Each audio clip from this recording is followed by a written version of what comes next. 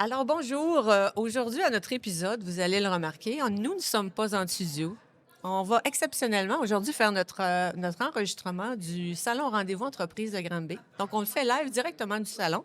Vous allez remarquer toutes sortes de sons, toutes sortes de réactions derrière. Bienvenue à Réussite à Pro, secret partagé, le balado où l'on explore les stratégies, les innovations et les astuces pour transformer vos chaînes d'approvisionnement. Je suis Claudine Fife, fondatrice de Finlam, votre allié en approvisionnement stratégique, et aujourd'hui, on vous partage des secrets pour optimiser vos processus et atteindre vos objectifs. Laissez-vous inspirer. Bonne écoute. Bonjour, aujourd'hui, tel que promis, nous aurons la discussion partie 2 de notre entretien avec Vincent Fleury, qui était très intéressant en première partie. Et aujourd'hui, ce que je vous propose, c'est d'aborder un sujet qu'on n'aborde peut-être pas suffisamment, mais qui sera certainement d'intérêt. Celui de comment, comme responsable à pro, on peut asseoir sa crédibilité et faire de notre contribution quelque chose de valeur pour notre organisation. Mais surtout, la question, c'est qu'est-ce que ça prend? Qu'est-ce que ça prend pour être l'homme de la situation ou la femme de la situation en appro? Et j'en parle avec Vincent. Rebonjour, Bonjour. Vincent. Je suis contente de t'avoir ici pour parler de ça parce que je dois avouer que dans les relations et les gens que je connais en appro, tu es probablement un des modèles que je peux pointer, que je peux souligner en termes d'évolution, en termes d'ouverture et en termes d'audace à faire les changements, mais surtout qui peut témoigner de ce que ça peut rapporter aussi quand on joue de la bonne façon et quand on travaille correctement avec nos équipes. Donc, je suis vraiment contente d'aborder ce sujet-là avec toi. Je sais que c'est peut-être un sujet que tu n'as pas l'habitude d'aborder, mais je pense que tu as quelque chose d'intéressant à témoigner. Puis je voudrais que les gens nous écoutent puis nous disent après, ça m'a donné de bonnes idées, puis vraiment, je me comporte différemment. Donc, la première question, c'est quel est l'ingrédient primordial dans une entreprise pour arriver à se démarquer comme responsable approvisionnement? Le premier ingrédient auquel tu penses, c'est quoi? D'accord. Ben d'abord, merci pour ces beaux mots. Euh, je pense que le premier ingrédient, my God, l'engagement, l'initiative, le désir de contribuer, d'améliorer. Ça se sent, là, quand tu veux t'engager puis t'investir. Puis, justement, l'ouverture d'esprit, moi, je pense Oui, que go, je suis c'est prêt à en super apprendre. important, oui. Je veux apprendre, je veux améliorer, je veux performer. Qu'est-ce que tu dirais de l'importance de la culture dans une entreprise par rapport à ces sujets-là et dans le rôle particulier d'une fonction à pro là, qui voudrait se positionner différemment ou plus stratégiquement? Quelle est l'importance de la perception de la direction? Parce qu'on n'a pas le choix d'en parler. On a eu beaucoup d'erreurs ou beaucoup de projets qui n'ont pas été à grand succès parce qu'on n'avait peut-être pas cet encouragement ou cette ouverture de la part de la direction dans une entreprise. Comment, toi, tu évalues, avec ton parcours, les quelques dernières années, en quoi la réflexion de la direction face à la fonction, en quoi ça a fait une différence, peut-être, chez Norbec, pour toi? Je pense qu'avec la croissance que Norbec avait et tout, puis quand on a identifié qu'il y avait un besoin de revoir la structure achat, de créer une fonction achat pour le groupe, euh, déjà là, ça a été un élément déclencheur. Oui. Puis ensuite, bon, d'avoir la confiance de la direction pour ce mandat-là, ça a été super le fun. Fait qu'après, j'ai la chance de travailler pour une entreprise qui veut faire évoluer ses gens. Donc, j'avais leur pleine ouverture pour aller chercher les ressources que j'avais besoin ou l'aide que j'avais besoin pour y arriver. Fait que déjà ça, de savoir que Ça, c'est un bon coup de pouce, oui, t'es effectivement. pas sur la sellette ou oui, donne ta chance. Oui, tu veux performer parce que ça fait quand Bien même. sûr, Il faut ça que vient tu avec aussi, performes. hein? Ouais. Mais quand même, de sentir que tu as la confiance, ça, c'est vraiment le fun, là. Donc, Vincent, on parle de ce qui est important auprès d'une direction, c'est non seulement d'acquérir la confiance, mais c'est de la maintenir aussi au fil du temps. Qu'est-ce qui, pour toi, a été les facteurs de succès là, dans ce sens-là? Qu'est-ce qui a fait que tu as pu les garder accrochés, intéressés aussi, puis impliqués aussi dans votre évolution de fonction? Qu'est-ce qui seraient les meilleurs ou les facteurs les plus importants dans ce que tu as vécu, toi? Moi, j'ai trouvé que d'avoir une plus grande proximité avec la direction, Fait que comprendre leurs enjeux. Parce que, tu sais, si tu veux garder ta crédibilité, avoir un impact, donc c'est la crédibilité aux yeux de qui? Donc là, c'est aux yeux de la direction. Donc, eux, qu'est-ce qui est important pour eux? Donc, déjà, cette proximité-là a amélioré ça, un meilleur alignement. Tu viens joindre à ça ce que moi, je voyais de par différentes analyses et tout comme opportunité. Donc là, déjà, travailler sur les bonnes choses. Ensuite de ça, ce qui est le fun, c'est que quand tu as la direction, leur appui, après ça, c'est beaucoup plus facile d'aller mobiliser les gens dans ton entreprise pour venir supporter ces initiatives. Ah oui, c'est sûr. Ouais. Oui, parce que ça peut être un défi aussi. Il peut y avoir beaucoup de bonnes intentions, mais finalement, c'est difficile à matérialiser.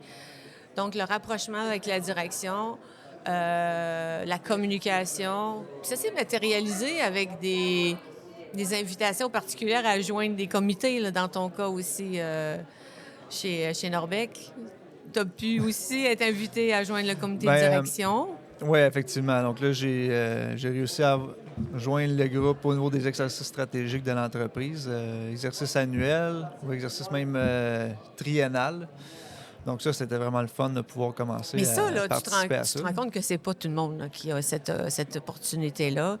Puis j'aimerais ça que tu nous décortiques, ce que ça implique.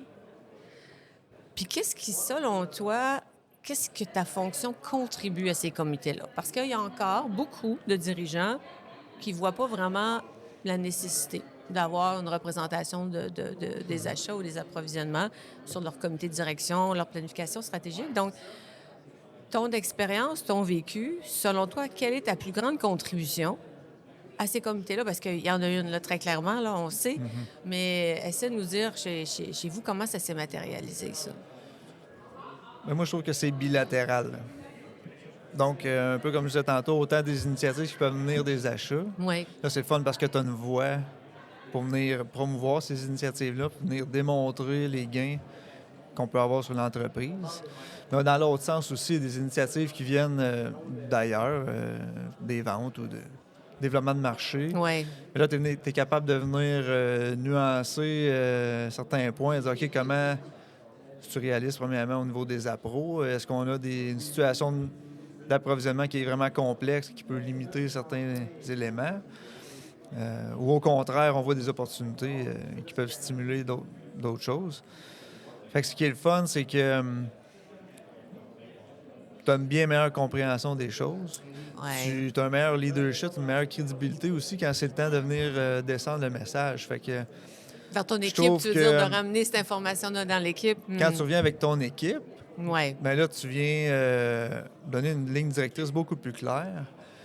Puis tu es capable de faire un bien meilleur alignement de tes ressources. Puis les gens aussi comprennent pourquoi on met de l'avant certaines initiatives, pourquoi on en met d'autres, on en met de côté. Ouais. Je pense que ça permet à tout le monde de voir un petit peu plus l'impact qu'on peut avoir sur le Fait que portrait c'est beaucoup global. plus collectif, finalement. Hein. On parle toujours d'objectifs, puis souvent, l'erreur qu'on peut faire, c'est en fonction, pas juste ses appros, mais dans différentes fonctions, de se fixer des objectifs propres de groupe, mais pas tout le temps alignés avec les objectifs plus généraux de l'entreprise. Donc là, ça fait une espèce de disconnect ou ça fait juste des Tu frustrations. travailles dans le vide, là. Ça fait juste des frustrations parce que même si ça marche bien, ça n'a pas de résonance à la direction. Donc, c'est intéressant ce que tu dis, le bilatéral. Je trouve ça bien d'exprimer comme ça parce que tout le monde a à gagner, toi et eux aussi, dans cet échange, puis dans ce... Ça rayonne dans d'autres départements aussi, là. Fait que là, quand on parle d'une initiative un petit peu plus majeure, bien là, tu as besoin As-tu des un gens... exemple en tête? Quelque chose Ben, tu sais, une grosse initiative qu'on a faite, c'est on avait des fournisseurs de matières catégorie A, là, super critiques. Fournisseurs uniques, pas de contrat, en période de COVID où ils faisaient ce qu'ils voulaient avec nous au niveau des prix, puis on connaît la complexité qu'il y avait dans la supply chain. Donc là, ça a été... ça, c'est un très bon exemple, tu sais, parce que... Fait que ça a été le réveil pour tout le monde aussi. C'était une opportunité qu'on voyait. Hey, on est unique avec ce fournisseur-là, mais là, dans le contexte qu'on avait, bien là, c'est le fun parce que ça a été la bougie d'allumage pour initier. Mais ce qu'il faut qu'on comprenne, c'est que dans cette catégorie-là, ou ce produit-là en particulier, c'est des centaines de milliers de dollars en certification, en approbation. Les délais aussi, C'est j'imagine. plusieurs heures de lignes de production qui sont À l'arrêt? arrêtées parce que c'est une ligne en continu. Si tu fais pas de la production, bon, c'est ça. Si tu fais des tests, tu fais pas de Fait qu'il faut que tout production. le monde collabore à ce projet-là. Donc- Tu n'as pas le choix. Hein? Ah. Donc, tout cet alignement-là, ben c'est parfait parce que là, quand tu arrives pour aller aligner les ressources, dire que hey, j'ai besoin de telle personne à R&D, telle personne en production, ben là, les gens comprennent. Tu sais d'où tu arrives, puis tu arrives avec la crédibilité qu'il faut parce que c'est pas toi qui as décidé ça, là, c'est une décision d'entreprise. Donc, fait que ça, c'est le fun. Ça mobilise ça n'aurait tout pas le été monde. possible sinon. Tu sais. Ça mobilise tout le monde. Puis effectivement, tout le monde s'attache à un objectif qui est plus grand que le leur. Donc, de participer à un projet qui a une grande valeur pour l'organisation. Fait qu'on est dans démontrer la valeur aussi de ce qu'on peut apporter. Hein. C'est beaucoup ça le rôle. J'ai une question, Vincent, à aborder avec toi avant qu'on revienne sur le rôle stratégique du responsable après. On ne peut pas faire autrement que de parler de la hausse tarifaire des importations canadiennes aux États-Unis, même si aujourd'hui, ce n'est pas encore officiel. On en parle, on en parle, on en parle. On sait que potentiellement, il va arriver quelque chose. Qu'est-ce qui fait que Norbec est mieux positionné aujourd'hui ou est plus fort dans sa capacité à absorber ce choc-là si on compare avec la période de la COVID, par exemple? Parce que beaucoup de changements ont été faits dans ton équipe depuis la COVID.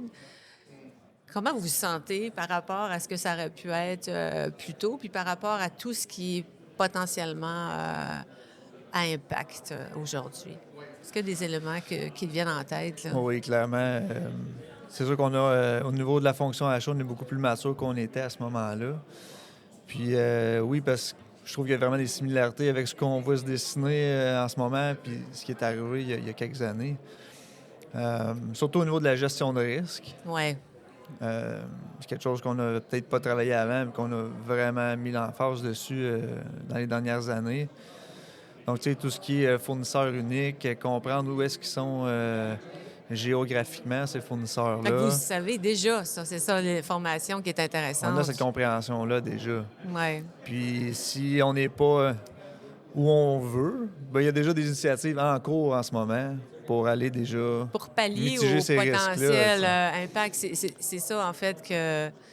C'est ça, en fait, qui est intéressant. Fait que vous vous sentez un peu plus solide par rapport à ça. Pas nécessairement complètement serein, là. On va en parler aussi. Ça, je le conçois bien. Mais c'est bien de quand même faire le constat sur sa propre évolution puis dire, OK, par rapport à la dernière crise, on est vraiment mieux organisé, on est plus prêt, on peut mieux anticiper. Puis éventuellement, bien, s'il y en a d'autres, on va l'être encore davantage. Je pense que c'est ça je pense que c'est ça le mode de pensée qu'il faut avoir aujourd'hui, comment on peut toujours se préparer mieux. Mais il y a sûrement des impacts que vous voyez potentiels. L'échelle, on ne peut pas vraiment le connaître maintenant parce qu'on ne sait pas, mais qu'est-ce que vous identifiez comme principal impact? Où ça peut vraiment faire plus mal à Norbec en ce moment avec ce risque-là? C'est sûr que pour Norbec, on a déjà une certaine présence aux États-Unis, mais notre croissance avec notre nouvelle usine, il y a beaucoup de ventes qui sont orientées vers les dédiées. États-Unis. Donc, c'est sûr que ça, on le suit de près. Mais je pense que Norbec a une belle maturité puis est bien entouré. Donc, il y a toutes sortes d'initiatives en ce moment pour mitiger ce qui pourrait se passer, autant au niveau de la chaîne d'appro qu'on se prépare, on analyse tout. Mais autant au niveau de l'entreprise, certaines initiatives fiscales ou nouveau positionnement. Comment est-ce qu'on pourrait se positionner pour absorber l'impact de ça dans nos initiatives de vente aux États-Unis. Puis peux-tu dire aussi que comment on peut se démarquer? Hein? Parce que souvent, on dit, bon, dans un contexte comme ça, c'est notre compétitivité qui va peut-être en manger un coup. Mais la question, ça peut être qu'est-ce que je peux faire différemment, justement, pour continuer à me démarquer, malgré, par exemple, que mon client final ait une hausse de coût, une hausse de prix. Ça aussi, c'est un mode de pensée en continu, en fait. C'est pas juste parce qu'il y a une crise. Ça te force à continuer à pousser ta connaissance à toutes sortes de niveaux, tu sais. autant au niveau dynamique du marché pour des matières premières, tu peux le faire au niveau des ventes. Même chose au niveau de la compétition. Comprendre la chaîne de la pro Tout dans chaque... l'écosystème, hein? Autant pour toi que pour tes compétiteurs qui Ouais. sont aux États-Unis, que pour tes fournisseurs, que pour tes clients. Toute cette compréhension-là, ça nous force, moi, je trouve, aujourd'hui, à pousser et essayer de comprendre tout ça. Quand même, c'est beaucoup de travail, là. C'est quand même... Ouais. On se prépare du mieux qu'on peut. C'est intense, mais il y a toujours du positif là-dedans. Tu parlais du COVID tantôt. Ouais. Ça a été beaucoup de travail, mais au final, Il y en est on sorti a des choses appris puis on s'est intéressantes. amélioré. Ouais. Fait que, tu sais, je pense qu'il faut essayer de rester positif dans tout ça puis de voir cette opportunité-là de rétablir des bases encore plus solides Ouais. Non, pour mais ce genre de risque-là. oui, tu as effectivement la bonne approche de dire, OK, s'il y a une nouvelle chose qu'on doit faire aujourd'hui, ben OK, mais ça nous prépare encore mieux pour la prochaine crise. On sait qu'il va y avoir d'autres choses. C'est inévitable. Donc, une transformation d'organisation, une présence sur un comité de direction, contribuer à la discussion, participer, tout ce qui a trait à la planification stratégique, c'est fondamental. Je pense que dans le positionnement de la fonction même à pro, c'est assez crucial. C'est plus un luxe maintenant de faire ça.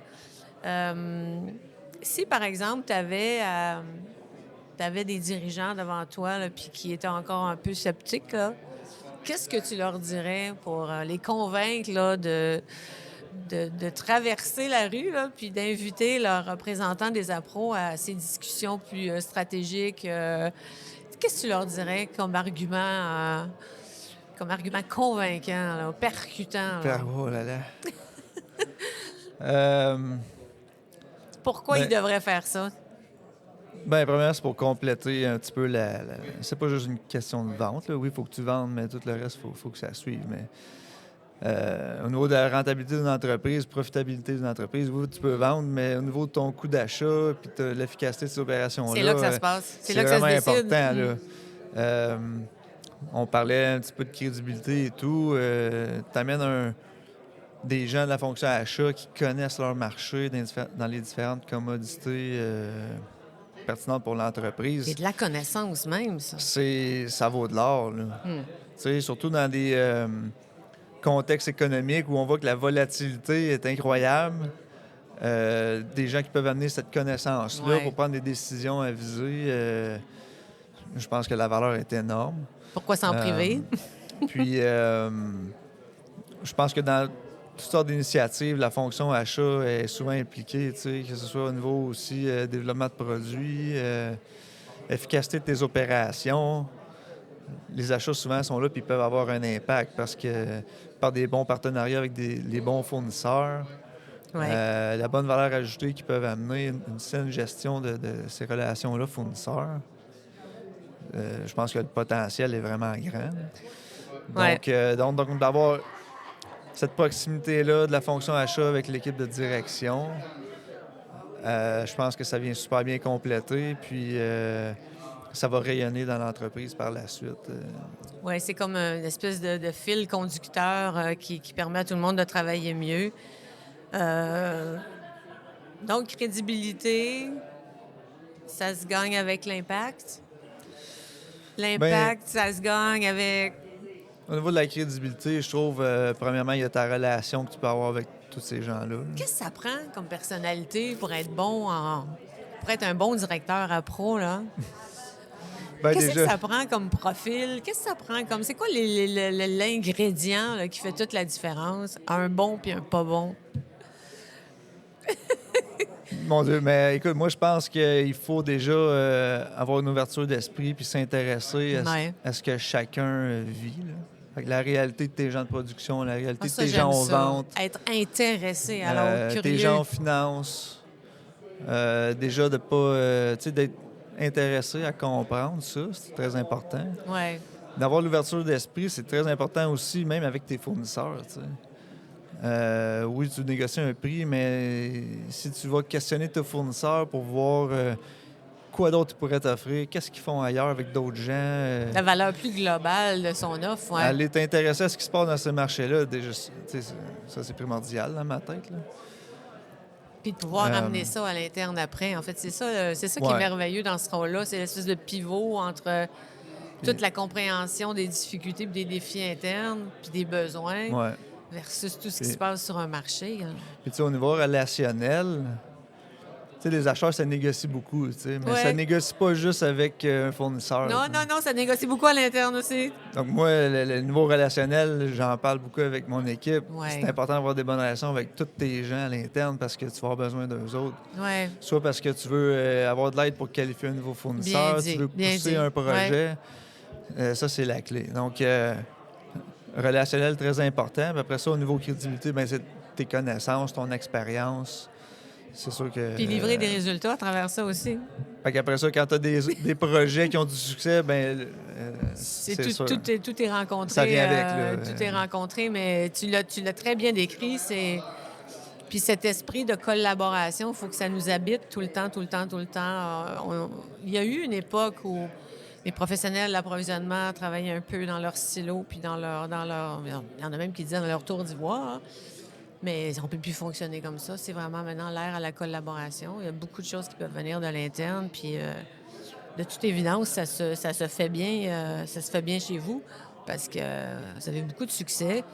Puis, j'ai voulu qu'on ait cette rencontre-là parce que, c'est une preuve flagrante qu'une belle contribution dans un mode qui est ouvert à recevoir cette contribution-là est crucial pour une croissance là, d'organisation. C'est pas juste passer des mots, puis on parle du flafla, de ce que c'est.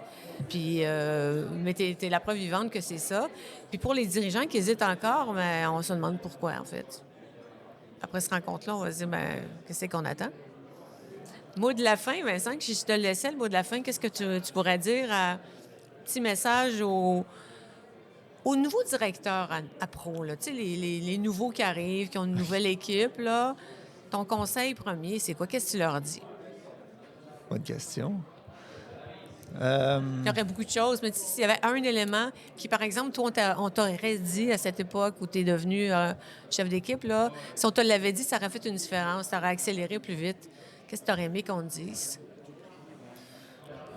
Ben, je pense qu'on me l'a dit déjà. Tu sais, je parlais tantôt de la direction qui me supporte. Tu sais, de bien s'entourer. Là. Ça en fait une différence. D'aller chercher conseil, de s'entourer comme il faut. Puis après ça, c'est sûr que tu as ton équipe aussi, ta propre équipe, là, à bien monter, bien choisir, à développer. Mais aller s'aider, s'entourer de bonnes personnes pour s'aider, pousser tes connaissances des marchés, puis des matières premières qui ont de l'impact. C'est ce qui me vient en tête. Oui, bien, c'est effectivement l'essentiel. Puis, mot de la fin aux dirigeants, là, le mot qui tue là, pour leur dire que ils peuvent plus attendre puis qu'ils ont tout à perdre. Ouais, il n'y a rien, Ils y a ont rien tout à perdre. perdre à ne pas participer, contribuer, collaborer davantage avec... puis rester à l'écoute. Mais tu sais, j'ajouterais ceci aussi. Il y a eu, je pense, Norbec, tu vas me le confirmer, mais on parle aussi de possibilités pour les ressources de faire des choses plus stratégiques et plus intéressantes. Plusieurs vont te dire, oui, mais nous, on est dans l'opérationnel à 95 %. C'est impossible de se mettre la tête hors de l'eau pour faire autre chose. Je vais glisser là-dessus en terminant, mais la notion de l'automatisation, c'est pas juste un buzzword, là, mais quand on travaille mieux, quand on travaille sur nos façons de travailler et nos processus, on arrive à se dégager davantage de temps pour faire des choses plus intéressantes. C'est un peu ce que vous avez fait, vous autres aussi, là. Mais pour se sortir de cette roue-là, oui, automatisation, revoir nos processus et tout, mais tu sais, tu peux pas rester là-dedans, tu vas rester pris tout le temps. Ce qu'il faut que tu fasses, c'est... Surtout quand on est en croissance, ça va juste être plus de volume. Ben moi, je pense que ça part... Tu as le choix d'engager quelqu'un opérationnel ou quelqu'un plus au niveau senior ou stratégique, mais vise sur le stratégique senior. Tu vas être capable d'aller encadrer tes ententes avec tes fournisseurs, venir structurer tout ce fonctionnement-là. Ça devrait générer de l'efficacité après ça pour l'équipe. Oui. Tu sais, si tu as des bonnes ententes avec les bons fournisseurs, tu guides l'opérationnel chez les bons fournisseurs, tu peux venir réduire le fardeau par différentes Cadrer ça de différentes différentes façons. ententes et tout, là. Donc, puis tu sais, la vraie valeur... En fait, là, il y a beaucoup de valeur qui vient de ça, là. Puis c'est pas vrai que si tu restes juste dans l'opérationnel, tu vas générer le plus de valeur que la valeur que tu es capable. Ben, c'est ça. Puis la valeur, elle va pas se mesurer en véritable valeur. Ça va être une capacité à absorber l'administration de la croissance, mais ça ne Ouais. sera pas nécessairement converti en vraie valeur. Parce qu'on l'a vu, tu sais, c'est pas juste négocier un prix, là. Toute la... faut vraiment pas négliger l'impact de la structure que tu vas venir amener, des petits changements dans ton organisation, dans tes façons de faire. L'impact est énorme, là, souvent. Puis le fournisseur a de bonnes idées. Souvent, il y a des solutions à nous apporter pour ça aussi. Ouais. Donc, être à l'écoute puis ouvrir les discussions sur des sujets comme ça. On pourrait faire un autre balado juste là-dessus, sur comment on arrive à aller chercher le meilleur de nos partenaires, des choses innovantes dans les façons de faire. Puis l'innovation, je le dis tout le temps, c'est pas juste du R&D dans un laboratoire, là, mais faire les choses autrement. Puis en même temps, comment on se positionne comme bon client. Parce que moi, j'ai toujours, il y a toujours deux côtés de la médaille. Si on veut rester un client attractif, bien, ça a aussi sa part d'engagement puis d'obligation. Et si on veut faire une vraie relation gagnante-gagnante, bien, il faut s'en aller sur ces pistes-là. Hey Vincent, ça a été un plaisir. Je sais que là, on a vraiment beaucoup de matériel. Il y en a qui vont réfléchir à ça. Puis on espère que ça va vraiment avoir incité les gens à faire ce move-là. Puis c'est pas quelque chose de compliqué quand on y pense, ça. D'inviter ces gens-là à une discussion, tranquillement, comité de direction. Puis tout ce que ça peut apporter comme valorisation, mobilisation d'une équipe aussi, de savoir que le chef est là dans la discussion, puis il va nous ramener l'information pertinente. Ça mobilise aussi beaucoup les équipes, là, ça. Que la fonction appro sache où ils peuvent avoir le plus d'impact pour l'entreprise. Si tu les impliques pas, ils ne seront pas capables de travailler sur ce qui paye vraiment. Oui, puis ils vont travailler sur les mauvaises choses. Merci beaucoup, Vincent. Merci Vraiment, à toi. ça a été un plaisir. Tu as été Vraiment. généreux dans tes commentaires. Je suis très contente de partager ça avec nous. Puis peut-être qu'on se dit à une prochaine. Ce sera un autre sujet. Peut-être bien. Il y en aura plusieurs, je pense. Parfait. Merci. Bye-bye. Je vous invite à vous abonner à nos plateformes de diffusion pour découvrir plus de contenu.